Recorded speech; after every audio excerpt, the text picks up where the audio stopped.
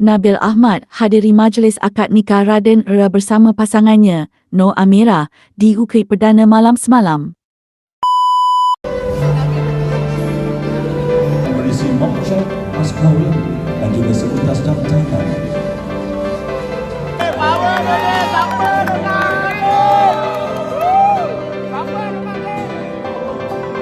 Perempuanku Noor Amirah binti Syamsul Bahrain dengan mas kahwin RM15,020.26